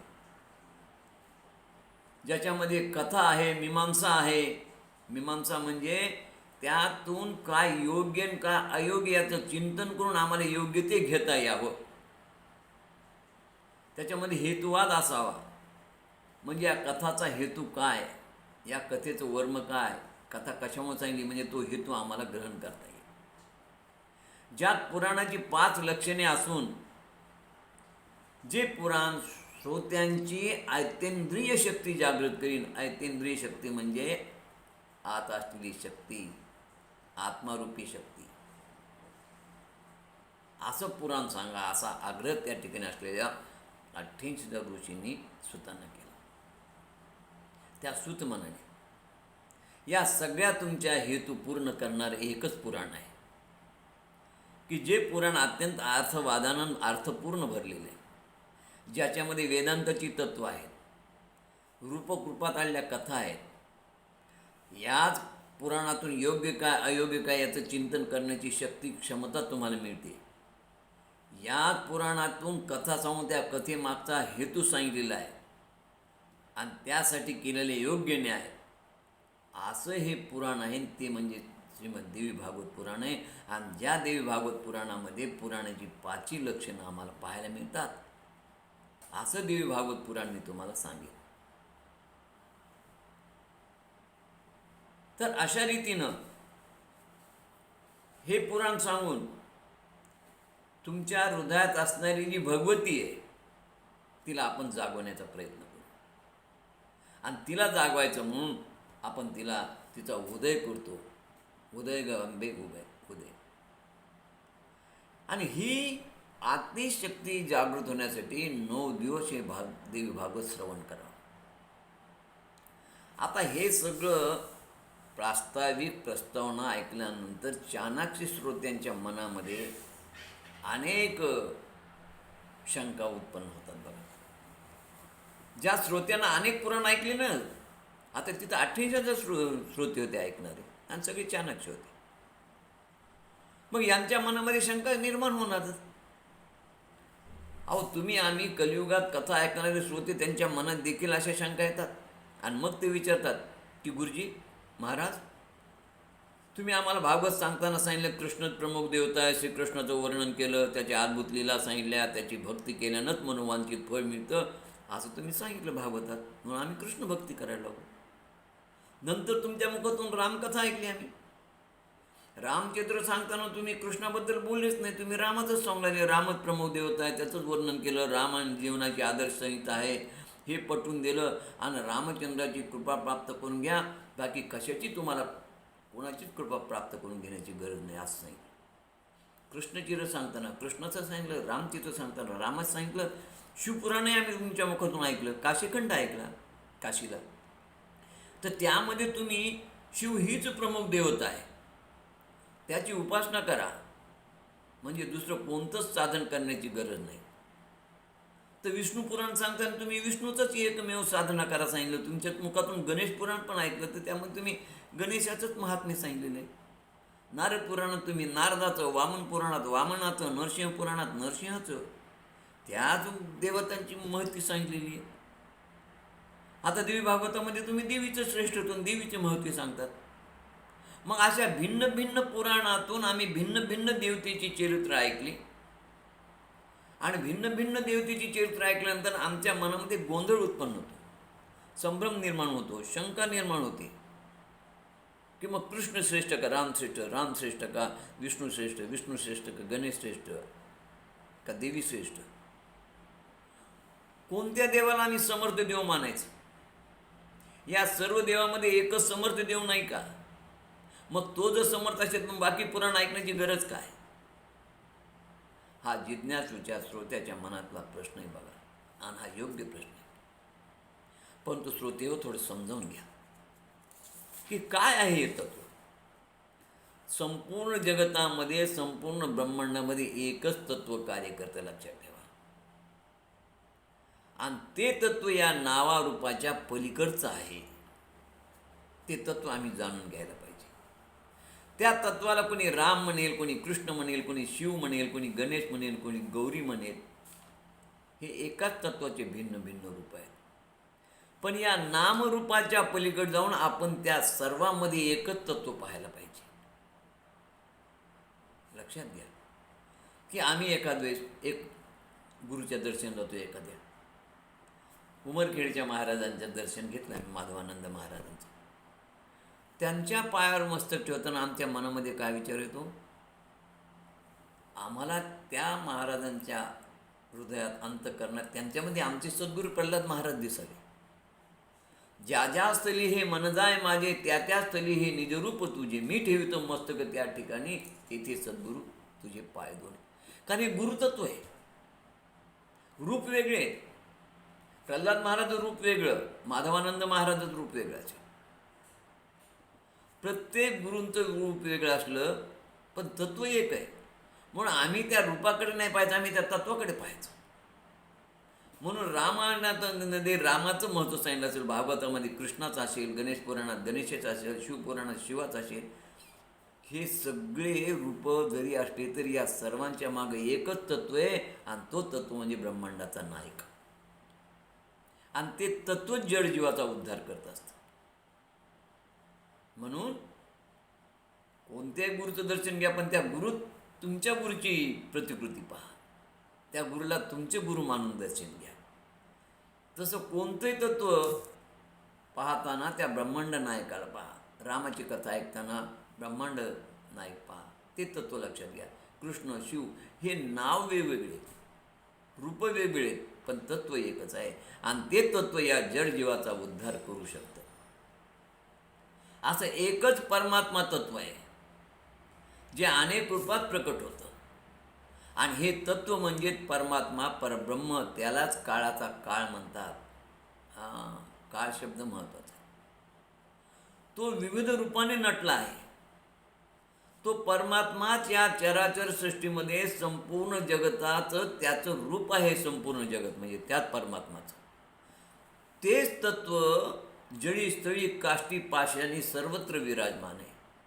तेच तत्व पंढरपुरामध्ये गेलात की पांडुरंगाच्या रूपात आहे. तेच तत्व काशीला गेलात की विश्वनाथाच्या रूपात आहे. तेच तत्व तुम्ही तुळजापूरला गेलात की आदिमाय आदिशक्तीच्या रूपात आहे. तेच तत्व तुम्ही माहूरला गेलात की तिथं देवीच्या रूपात आहे. अशा प्रकारे अयोध्येला गेला की तेच तत्व रामरूपात आहे. अशा रीतीनं हे तत्व वेगवेगळ्या रूपात सगळीकडे जळी स्थळी काष्टी पाषाणी सर्वत्र विराजमान आहे. आणि आपल्या सर्वांचं एक लक्ष ठेवा, मूळ स्वरूपच चैतन्य आहे. आणि ते तुमच्या हृदयामध्ये असणारा आत्मारूपी चैतन्य जे आहे तेच या चराचर सृष्टीत चैतन्य रूपानं राहतं. म्हणजे ते तत्व कुठे आहे? ते तत्व तुमच्या हृदयात विराजमान आहे. 84 लाख योनीमध्ये हे तत्व सगळ्यांच्या हृदयात व्याप्त आहे. आणि म्हणून या चराचर सृष्टीत हे चैतन्य रूप सर्व जगात चैतन्यमय रूपानं सर्वत्र व्याप्त आहे. 84 लाख योनीमध्ये तेच आहे. आत चैतन्य, बाहेर चैतन्य. तो परमात्मा अनेक रूपानं अवतार घेतो, अनेक रूपानं नटलेला, अनेक रूपानं खेळतो. आणि म्हणून त्याला खेळिया म्हटलेलं आहे. खेळिया म्हणजे क्रीडा करणारा, लीला करणारा नटेश्वर आहे. हा परमात्मा परमेश्वर आहे. ही लीला कशी कोण का करतो हे आम्हाला कळत नाही, कारण आमच्या बुद्धीच्या पलीकडचं असतं. तर त्यालाच खेळिया म्हटलेले. खेळिया म्हणजे ब्रह्मांडाचं तत्व परमात्मा परमेश्वर. हाच खेळिया ब्रह्म होतो ना, हाच खेळिया माया होतो.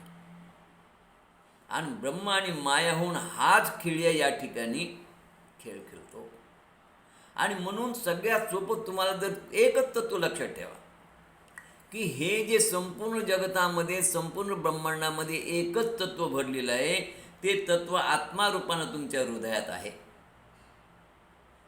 आणि तो आत्मारूपानं हृदयात असलेलं तत्व तेच राम आहे, तेच कृष्ण आहे, तेच विष्णू आहे, तेच गणेश आहे, तेच देवी आहे, जगदंबा आहे. आणि म्हणून ज्ञानेश्वर माऊलींनी फार सुंदर म्हटलेले, ज्ञानदेव म्हणे भजा आत्मतत्वा, त्याची सत्ता सर्वत्र आहे. काय म्हणतात ज्ञानेश्वर माऊली? ज्ञानदेव म्हणे भजा आत्मदेवा, त्याची सत्ता सर्वत्र आहे. या आत्मदेवाला भजा हो, तेच तत्व सगळीकडे आणि तेच विविध रूपानं नटलेले, वेगवेगळ्या रूपामध्ये तुमच्या समोर आलेले. याचा अर्थ आपला आत्मा तोच चैतन्यमय आहे, तोच परमात्मा आहे, तोच तुमच्या हृदयात आहे, तोच ब्रह्मांड आहे आणि तोच ही सगळे खेळ करतो. आणि म्हणून संत म्हणतात की हा लीला करणारा, खेळ करणारा खेळी आहे. भजनी मालिकेमध्ये फार सुंदर एक अभंग आहे. नाही तेच कैसे झाले रे खेळिया, नाही तेच कैसे झाले रे खेळिया, नाही तेच दिसू लागले रे. अरूप होते ते रूपाशी आले, अरूप होते ते रूपाशी आले, जीवशिव नाव पावले रे, जीवशिव नाव पावले रे. नाही तेच कैसे झाले रे खेळिया. काय वर्णन केलं बघा, जरा बारकाईनं चिंतन केलं तर काय म्हणतात ते, नाही तेच कसं झालं आणि नाही तेच दिसू लागलं. अरूप आहे, निर्गुण आहे, निराकार आहे, ते रूपाशी आलं, सगुण रूप घेऊन आमच्या समोर आलेले. राम सगुण रूपात आला, कृष्ण सगुण रूपात आला. आणि जीवन शिव एकच आहे. जीव शिव नाव, त्यालाच जीव म्हणतात आणि त्यालाच शिव म्हणतात. आता लक्षात घ्या ते तत्व काय आहे. ते तत्व म्हणजे ब्रह्म. आणि हाच खेळिया ब्रह्म आणि मायेच्या जोरावरती जीव आणि शिव हे तत्व एकच आहे.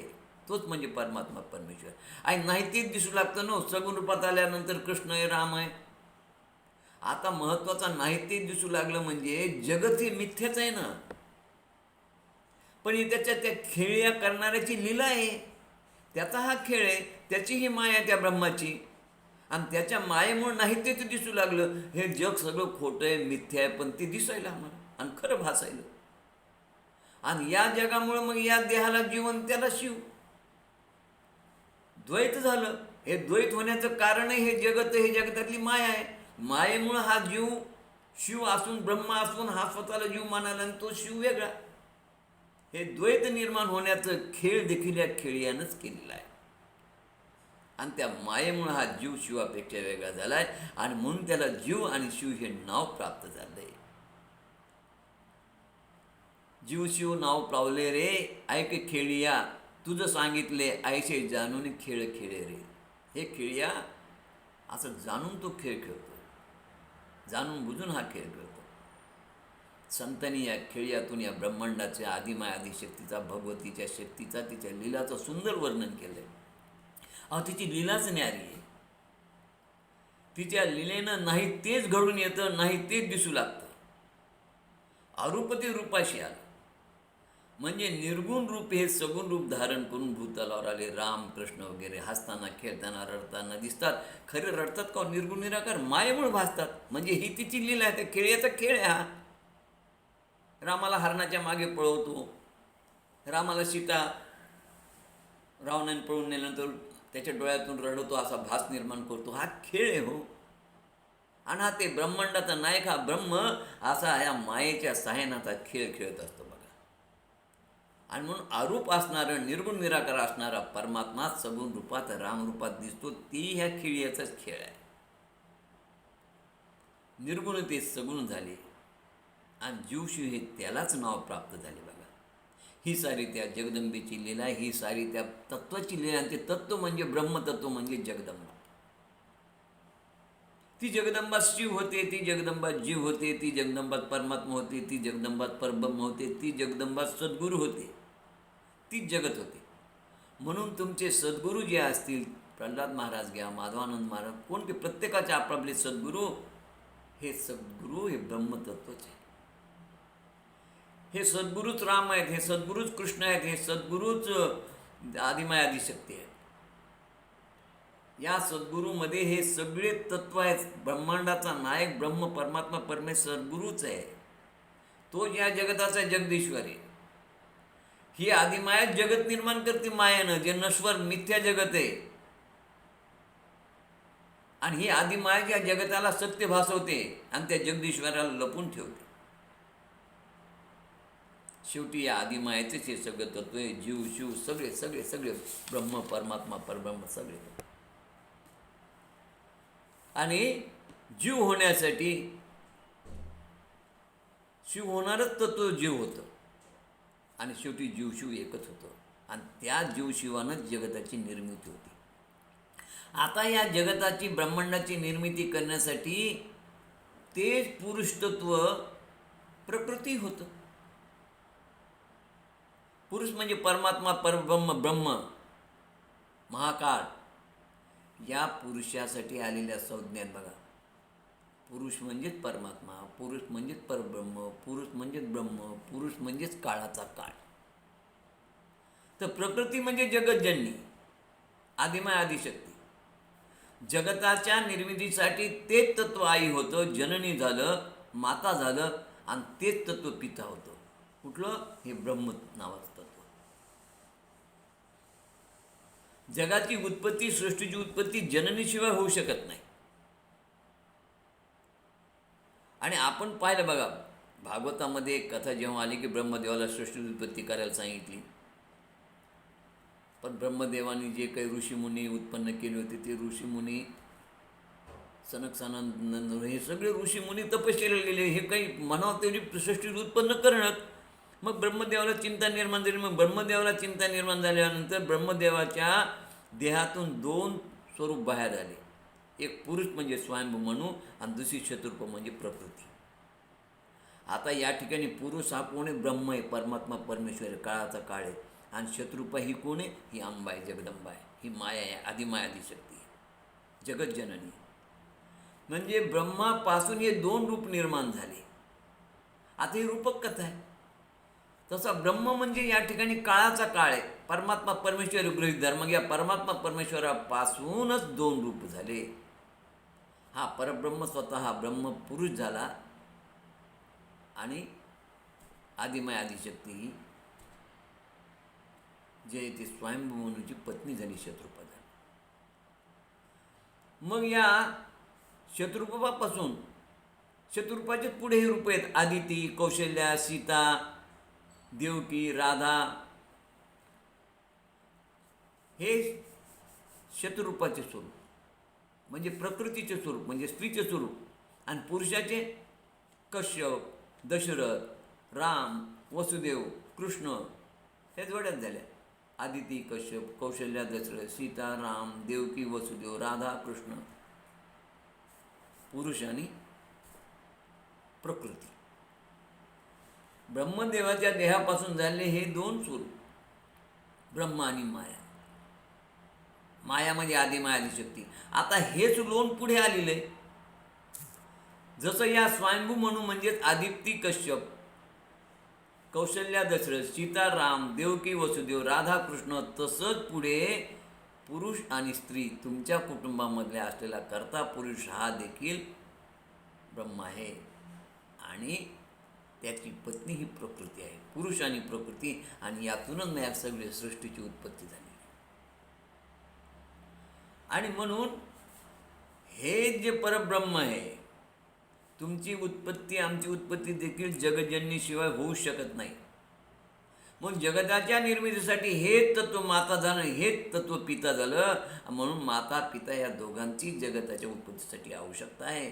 आणि म्हणून अमृतानुभवामध्ये माऊलीने फार सुंदर म्हटलेले, ऐसे निरुपाधिके जगाचे जे जनके, ते वंदिले मी देवी देवके. असं हे निरुपाधिक जे तत्व हे जगाला उत्पन्न करणारं, त्या देवीला आणि त्या देवतेला मी वंदन केलं. त्या ब्रह्माला आणि त्या काळाच्या काळाला, त्या परमेश्वराला आणि त्या आदिमाय शक्तीला मी वंदन केले. म्हणजे हा परमात्माच, हे निरुपाधिक तत्व ज्याच्यामुळे या सृष्टीची निर्मिती झाली, तेच एक तत्व देवी होतं आणि दुसरं तत्व देव होतं. त्या दोघांना मी वंदन करतो असं माऊली म्हणतात. म्हणजे परमात्माच या जगताचा वडील आहे, परमात्माच या जगताची आई आहे, लक्षात घ्या. त्याच्याकडे पिता म्हणून पाहिलं की आम्हाला विष्णू, शिव, ब्रह्मदेव या रूपात तो दिसतो. म्हणजे हा परमात्मा हा शिव आहे. शिव म्हणलं की म्हणजे डमरू, त्रिशूळ, जटाजूट वगैरे वगैरे त्याचं रूपच दिसतं. जसा तो शिव आहे, तसा तो विष्णू आहे, तसा तो राम आहे. 33 प्रकारच्या देवाच्या रूपामध्ये तो आहे. हे एकच तत्व आहे परमात्मा परब्रह्म, आणि तोच काळाचा काळ आहे. या जगताचा पिता तोच आहे, आणि आई होण्यासाठी त्याला जगदंबा व्हावं लागतं. म्हणून हे खिळे एक तत्व आहे, आणि हेच तत्व माता होतं आणि हेच तत्व पिता होतं, हेच तत्व जीव होतं, हेच तत्व शिव होतं. आई व्हायचं की त्याला स्त्री रूपात प्रकट व्हावं लागतं. म्हणून आई होण्यासाठी ते मग पुढे आई होतं, राधा होतं, सीता होतं. अशा प्रकारे ह्या सगळ्या लीला करत करत ते आई रूपात आम्हाला माता जगदंबेच्या रूपात या ठिकाणी प्रकट होतं. बघा, असं हे तत्व आहे. म्हणून परमात्मा हा द्विविध रूपानं नटलेला आहे. तो काळाचा काळ आहे, तो ब्रह्म आहे, तोच परमपुरुष आहे. आणि या परमपुरुषापासून प्रकृती म्हणजे आदिमाया या जगताची निर्मिती करते. म्हणून या सर्व जगताच्या तत्वाचं पूजन करताना आम्हाला आमचा प्रश्न पडला होता की मग रामाचं पूजन करावं का, शिवाचं करावं का, विष्णूचं करावं का, देवीचं करावं. की प्रत्येक पुराण ऐकलं की तुम्ही त्याचं महत्त्व सांगितलं. रामकथेत रामात सांगता, भागवतात कृष्णात सांगता, विष्णू पुराणात विष्णू सांगता. मग आम्ही आणि वर सांगता की तत्व एकच आहे, मग पूजन कोणाचं करावं. असा जेव्हा संभ्रम निर्माण झाला श्रोत्यांच्यामध्ये, तेव्हा व्यासांनी शंकराचार्यांनी शिवपंचायतने स्थापना केली आणि सांगितलं, या 5 देवाची तुम्ही तपश्चर्या, 5 देवापैकी कोणत्याही एका देवाची तुम्ही तपश्चर्या करा, ती त्या ब्रह्माला त्या काळाच्या काळात जाऊन पोहोचते. गणपती, शंकर, विष्णू, सूर्य आणि भगवती परंबा, हे 5 शिवपंचायत सांगितले. यांची पूजा केली की त्या जगन्मातेला, त्या आदिमातेला जाऊन प्राप्त होते. कारण तीच ब्रह्मा आहे, तीच विष्णू आहे, तीच महेश आहे. यांना जन्म देणारी तीच आहे, आणि हीच आदिमाया आदिशक्ती पत्नीच्या रूपात त्यांना कार्य करते, त्यांना मदत करते. सावित्री, लक्ष्मी, पार्वती तीच आहे. म्हणजे ही शक्ती माता होते आणि ही शक्ती पत्नी होते, लक्षात ठेवा. देवी कोण आहे असा प्रश्न विचारला असता श्रीहरीनं भगवंतानं सांगितलं होतं. की देवीचं स्वरूप काय आणि देवी कोण आहे. तर देवीचं स्वरूप सांगताना श्रीहरी विष्णू परमात्मा म्हणतात. ब्रह्मदेवाला त्यांनी सांगितलं, ब्रह्मदेवाने प्रश्न विचारला होता की देवी कोण आहे बाबा. कारण काय झालं की ब्रह्मदेवाचं आणि भगवंताचं जेव्हा भेट झाली त्यावेळेस हा मधुकैटभ त्याच्या मागे लागले होते आणि त्यावेळेस ब्रह्मदेव निद्रावस्थेत होते. ब्रह्मदेवानं देवीची स्तुती केल्यानंतर ती देवी निद्रावस्थेतून बाजूला उभं राहिली आणि त्या चतुर्भुज रूपात त्या देवीला पाहिल्यानंतर मग ब्रह्मदेवानं विष्णूने विचारलं ही देवी कोण. महादेवाला विचारलं देवी कोण. त्यावेळेस विष्णू परमात्मा म्हणाले, श्रीहरी बोले ब्रह्माशी, तू मी शिव एक, सृष्टीचे उत्पादक चालक संहारक, हे मानिती सर्व देवादिदेव आसुर. हे सगळे देवादिदेव आसुर मानव मानतात की या सृष्टीचे चालक पालक मालक आपण तिघ आहोत. परी ते सत्य नसे, ते खरं नाही. म्हणजे आदिमाया आदिशक्ती करी या विश्वाची निर्मिती, जी शाश्वत चिरंतन शक्ती अस्तित्वात ब्रह्मांडाआधी. अरे आदिमाया आदिशक्ती या विश्वाची निर्मिती करते, ती शाश्वत शक्ती या ब्रह्मांडाच्या अगोदर या ठिकाणी होती. तू उत्पादक मी पालक, शिवसंहारक एक जाण. पण आदिमायेच्या आज्ञेवरून आपण खेळ रचितो. करती देवी आहे हे लक्षात घ्या. जरी तू सृष्टीची उत्पत्ती करणार असला, मी तिचं पालनपोषण करणार असला, शिव हे संहार करणार असले, पण हे सगळं आपण आदिमायेच्या आज्ञेनुसार करतो, तिच्या सांगण्याप्रमाणे करतो, तिनं दिलेल्या शक्तीनं हे सगळं कार्य करतो. म्हणून करती आदिमाय आदिशक्ती आहे आणि आपण तिच्या आदेशाचं पालन करून हे सगळं कार्य करतो. आणि ती आपल्या सर्वांना हे कार्य करण्याची शक्ती देते. ती शक्ती आपल्याला या परंबिका देवीपासूनच मिळते. ती केवळ ब्रह्मा विष्णू महेशाला नाही तर आम्हाला देखील ती शक्ती तिच्यापासून मिळते. कानाला ती ऐकण्याची शक्ती प्रदान करते, डोळ्यांना ती पाहण्याची शक्ती प्रदान करते, हातापायाला ती चालण्याची शक्ती प्रदान करते. आणि ही जर शक्ती नसेल तर आम्ही चालू शकणार नाहीत, बोलू शकणार नाही, लक्षात ठेवा. हा, आणि म्हणून या सगळ्यासाठी तिची आवश्यकता आहे. तर या शक्तीचं स्वरूप, कार्य, तिची उपासना म्हणून समजावून घेणं आवश्यक आहे.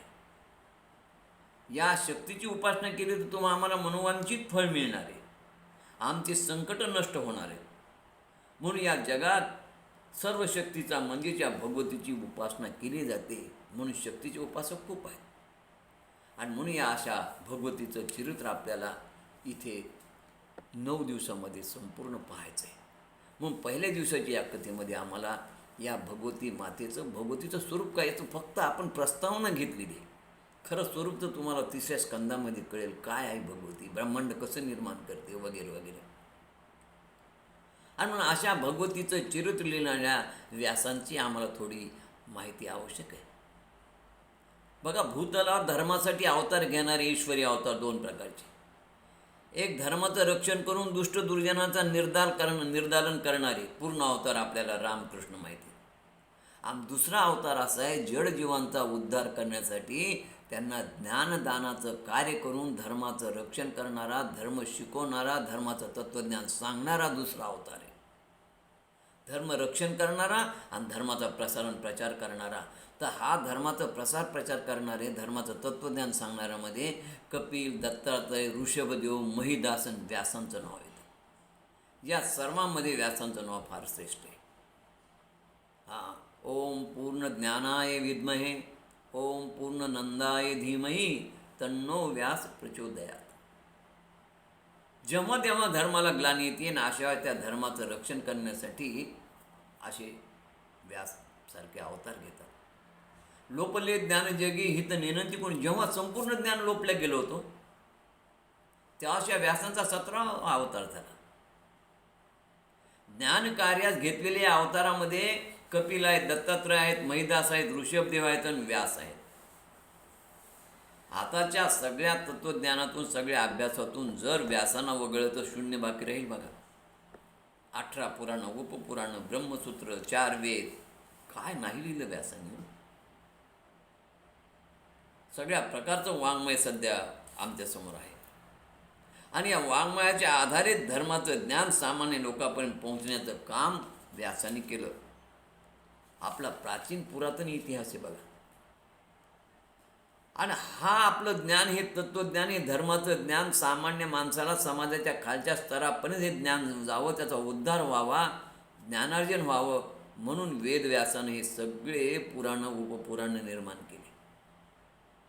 सत्यवती मुनी आणि आपलं पराशर मुनी आणि सत्यवती यांच्या ठिकाणी हा 17वा अवतार जन्माला आलेला आहे. वेदव्यासांनी त्या वेदवृक्षाच्या शाखा केल्या, आपल्या शिष्याच्या हाती देऊन त्याचं विभाजन केलं, 4 वेद निर्माण केले, उपनिषद निर्माण केले, पुराणं लिहिले आणि म्हणून त्यांना वेदव्यास म्हणतात. वशिष्ठ कुळात जन्माला आले. वशिष्ठांचा विवाह कर्दम देवहूतीवर झाला. या कर्दम देवहूतीची कन्या अरुंधती, ही अरुंधती वशिष्ठाला दिली. वशिष्ठ आणि अरुंधती यांचा शक्ती नावाचा पुत्र. या शक्तीला अदृशंती ही पत्नी दिली होती. या अदृशंती आणि अरुंधती यांच्यापासून पराशर ऋषी झाले आणि पराशर आणि सत्यवतीपासून व्यासांचा जन्म झाला. कृष्णद्वीपावर जन्म झाल्यामुळे यांना कृष्णद्वैपायन पण म्हणतात. आणि पुढे बोरीच्या अरण्यामध्ये बोरीखाली बसून बोरं खाऊन तपश्चर्या केली म्हणून बादरायण देखील म्हणतात. एकाच कुळातल्या 7 पिढ्यांचा इतिहास पाहण्याचं भाग्य फक्त व्यासांच्या नशिबी होतं बघा. व्यासांनी शंतनूला पाहिलं, भीष्माला पाहिलं, विचित्रवर्याला पाहिलं, चित्रांगदाला पाहिलं, धृतराष्ट्राला पाहिलं, पांडूला पाहिलं, कौरवांना पाहिलं, पांडवांना पाहिलं, त्यानंतर अभिमन्यूला पाहिलं, परीक्षिताला पाहिलं, जन्मेजयाला पाहिलं, त्याच्या 4ही पुत्रांना पाहिलं. जन्मेजयाला तर देवी भागवत सांगितलं. एका कुरुकुळातील एवढ्या वंशजांना त्यांनी पाहिलेलं बघा. असे हे व्यास. आणि अब्जावधी काळापासून आमचं हे पुराण ग्रंथ जे आहेत, हे सगळ्यांची रचना त्यांनी अगोदर 100 कोटी श्लोकात केली व्यासाने. तर 100 कोटी श्लोकात केल्यानंतर विचार केला की एवढे श्लोक वाचणं सामान्य माणसानं शक्य नाही. आता हे अब्जावधी काळापासून लोकसंख्या असणाऱ्या या भूखंडातील घडामोडीचा हा धार्मिक इतिहास, हे पुराण ग्रंथ म्हणजे याच्यामध्ये अब्जावधी कथांचा समावेश आहे. आणि एका जन्मात हे एवढं शक्य नाही म्हणून त्याचं यथायोग्य स्वरूप देऊन 4 लक्ष श्लोकामध्ये त्याची विभागणी केली. या 100 कोटी श्लोकामध्ये महत्त्वाचे श्लोक जमा केले, 4 लाख श्लोक. आणि त्या 4 लाख श्लोकाचं विभाजन 18 पुराणात केलं आणि 18 पुराणांची निर्मिती झाली. पुराण आणि इतिहास याच्यामध्ये फार फरक आहे. इतिहास म्हणजे पूर्वी होऊन गेल्या राजांचं चरित्र कार्य. तर पुराणामध्ये सर्ग, प्रतिसर्ग, राजवंश, मन्वंतर आणि मन्वंतरात होऊन गेल्या राजांचं चरित्र असतं. सर्ग म्हणजे सृष्टीची उत्पत्ती, प्रतिसर्ग म्हणजे दृश्यमान जगताचा लय आणि त्याची पुन्हा उत्पत्ती, वंश म्हणजे या जगतामध्ये सृष्टीमध्ये उत्पन्न झालेले देव, ऋषी, मानव यांच्या वंशाचं वर्णन, आणि मन्वंतर म्हणजे सृष्टीच्या उपयोगाकरता कालव्यवस्था, आणि वंशानुचरित म्हणजे त्या मन्वंतरात झालेल्या प्रमुख वंशाच्या राजाचे चरित्र. तर अशा प्रकारे रचना ज्यात असते त्याला पुराण म्हणतात. आणि असे त्यांनी 18 पुराणं लिहिले. आणि त्या पुराणामधलं सर्वात श्रेष्ठ पुराण जे आहे ते देवी भागवत, याचं आपण चिंतन करत आहोत. आज देवी भागवताच्या पहिल्या दिवसाचं प्रस्तावना आणि पहिल्या दिवसाच्या कथाभागाला आपण इथं थांबणार आहोत. उद्या आपण कल्पांत म्हणजे काय आणि कल्पांत दोष म्हणजे काय. कारण काय की देवी भागवताच्या कथा ह्या अत्यंत जुन्या काळातल्या येतात, सारस्वत कल्पातल्या कथा आहेत, आणि भागवताच्या कथा ह्या अलीकडच्या कल्पातल्या आहेत. त्यामुळं अनेक भागवत कथा ऐकणाऱ्या लोकांना, जास्त लोकांना भागवत प्रचलित आहे. मग अशा लोकांच्या मनामध्ये संभ्रम निर्माण होतो. म्हणून हा कल्पांत दोष सांगून ह्या कथा वेगवेगळ्या का आलेल्या आहेत याचे स्पष्टीकरण करावं लागतं. ते आपण उद्याच्या भागात पाहू. झालेली कथा जगदंबेच्या चरणी समर्पित. कथेला पूर्णविराम. जय जगदंब, जय जगदंब, जय जगदंब, जय जगदंब, जय.